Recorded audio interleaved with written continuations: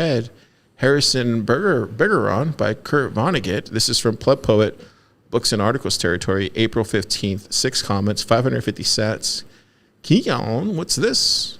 Yeah, so I mean, I don't know how much to talk about this because I don't want to spoil it. But Kurt Vonnegut wrote Fahrenheit 451. I'm sure a bunch of other things, and some of these guys, when they're that good at science fiction, they tend to write a lot and write lots of good things. But this one in particular is about a world where everyone is equal, and so it gets into like how they're enforcing equality among unequal people, because we're all unequal in our own ways, and how they're doing that, and they do it in silly ways, and I don't want to spoil too much of it.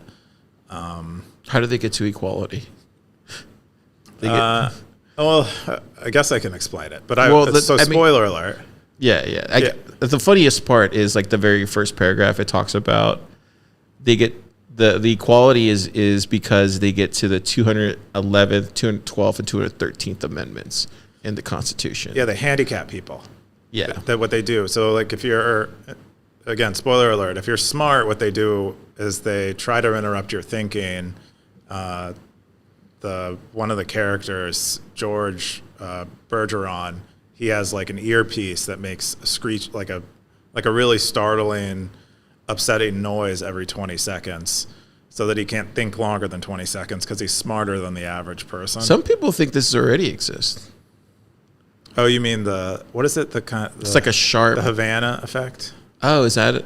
Well, like the Havana device or the Havana weapon?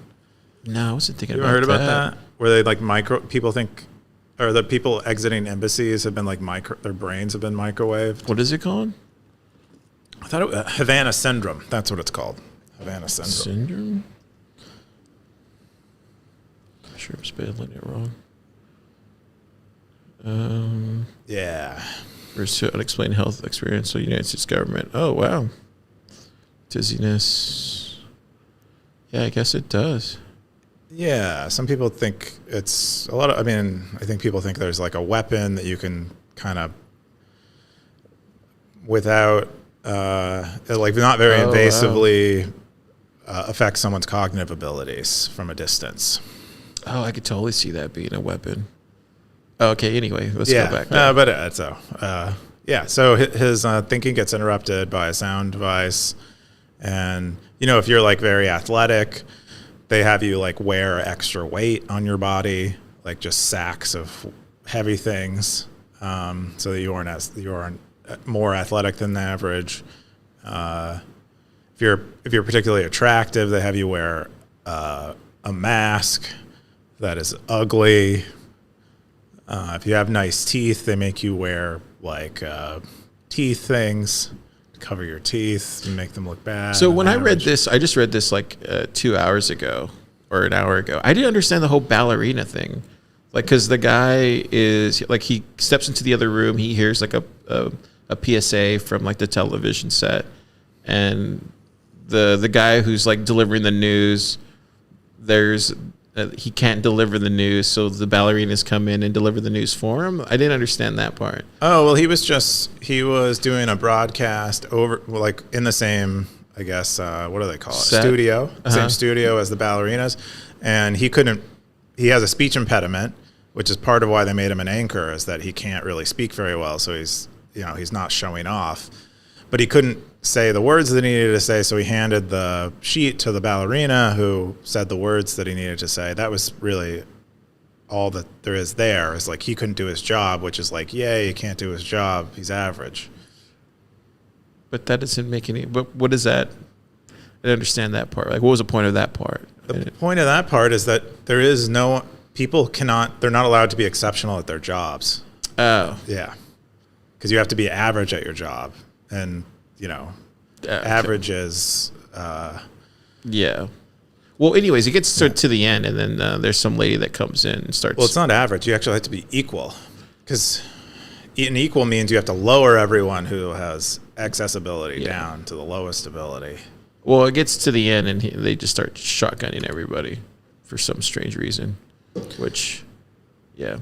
Yeah, the the story is named after a man who is like an Adonis. They compare him to Vonnegut compares him to Thor, or like a superior of Thor, and he's been so severely handicapped, and he's like tried to overthrow the government because he's been so severely handicapped, and he breaks out of jail, and then he comes onto the set of the Ballerinas and declares that he's taking over the government. And anyway, I would just read the story. It's a great short story, and just kind of, it's like, satirical.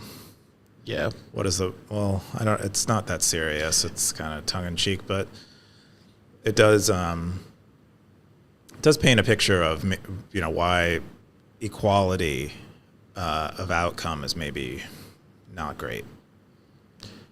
Yeah, we had the Stackers comment on it. 117 said, awesome short story. Those dancers always creep me out. Simple Stacker said, I've never read it, but I can tell from the opening sentence that it's going to be a banger. Undisciplined said, Vonnegut said that Diane Moon Glampers is the protagonist of this story. Yeah. Then, really? Yeah. And then she's the handicap general. Yeah.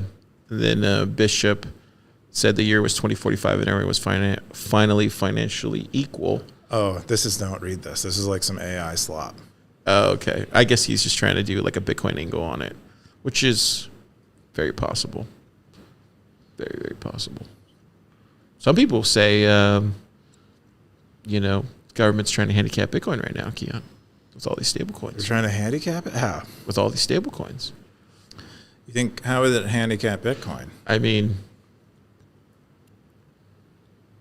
I think the biggest handicap to Bitcoin is making people think that custodial services and KYC and stuff is safe. I think that is the biggest is like making people complacent.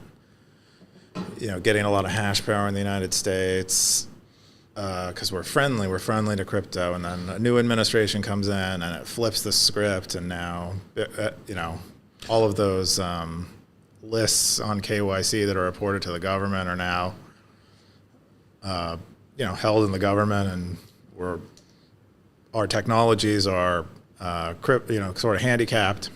Yeah, that's definitely because we haven't developed better self-sovereign tech, because we're just okay with custody. Yeah, that's actually true. Stuff. Yeah, that's definitely true. That's definitely one aspect of it. But I just didn't understand how stable coins would be. Well, I think that's just another part of the venom, right? That's just the proliferation of the dollar into every crevice of the Bitcoin stack in the real world and the digital world. If what you're talking about is like the real world part of it, then this would be like the digital world part of it. But it's trying to hook its fangs into it. But yeah, I think it also does another thing. It gets people. Me and Austin were talking about it earlier, but it gets people addicted to that kind of like just that fiat type of mentality. And I'm not saying these are bad people or anything like that. I just think it's just. I think there are people in power that do see Bitcoin as a threat, and I'm not saying anybody, I'm not pointing anybody out or anything like that. I'm just saying that there are people at the highest levels thinking through this from a strategic level, and I don't think it's out of line to say that they're trying to save the dollar. Is all I'm saying. That's all I'm saying. Is that there are people trying to save the dollar? And yeah, I think there are people trying to save the dollar. And I think they see Bitcoin as a threat to the dollar. Yeah. I think it's a pretty weak threat right now. So if I were them and I understood Bitcoin as well as I do, I wouldn't be that afraid of Bitcoin's threat to the dollar. I think Trump is maybe the biggest threat to the dollar. I think tariffs are a pretty big threat to the dollar. Oh, so maybe Trump is the shield right now in front of Bitcoin that's going to take the shot before. I think he's done a pretty, he's he's done a lot of damage to the dollar. I mean, the tariffs are pretty bad for the dollar. There's a guy on Stacker.News. Have you seen his post? He keeps posting about the China. Oh, Solomon Satoshi. Yeah, have you seen that? He's a huge China bull. I would guess he's. I don't know if I got his name right. I know. I'm pretty sure I've heard of people muting him because they think he's a bot. Oh, is he a bot? Well, they think he's like a China bot. Yeah, it's like he just keeps posting this on like everything. Yeah, he's like, China has won the trade war and developed a CBDC and the protocol to enable cross-border payments with other nations via digital transfers. He's talking about this Enbridge USC hegemony, or however you pronounce that. Trump recognizes this and is responding to shore up. Yeah, he's a big China bull. He says Bitcoin may well outlast the dollar, but it would need to escape the capture of narrative and regulatory pressures, which have, I said sounds bullish. Sounds incredibly bullish. I forget what we were talking about here. Oh, yeah, they were talking about this week. Is dollar dominance good for the U.S.? I remember there's someone, when I first met, I went to a Thank God for Bitcoin dinner, and I met someone, and I was talking to them about like China having the world's reserve currency, and this was years ago, and they were like, China doesn't want to be the world reserve currency because it has this trade-off of you having this trade imbalance or trade deficits, and that would completely disrupt their economy. So they don't want to be the world reserve currency. It's to their advantage to not be. And so that's what in effect the tariffs do, is kind of remove us from being the world reserve currency. What does it get replaced with? I don't know. Or, to somehow stable coins fix the Triffin dilemma? I don't know. I'm not an economist. I don't really think about these things too much, but I do. There's enough economists on Stacker.News that I get. I think they're screwed, to be honest. I think they painted them. I think they've kind of put themselves into they've kind of boxed themselves into a hole, or into a how do you say? What's that saying? They boxed themselves into a hole. They've dug themselves into a hole. There you go. I think Bitcoin wins, personally, but I think it's a good time to be holding some Bitcoin. You should probably get some if you haven't gotten some yet. Anyways, good post by Blood Poet.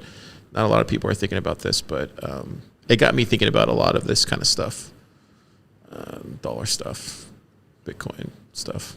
I don't know if that was her intention, but I'm not sure what her intention was. What do you think her intention was?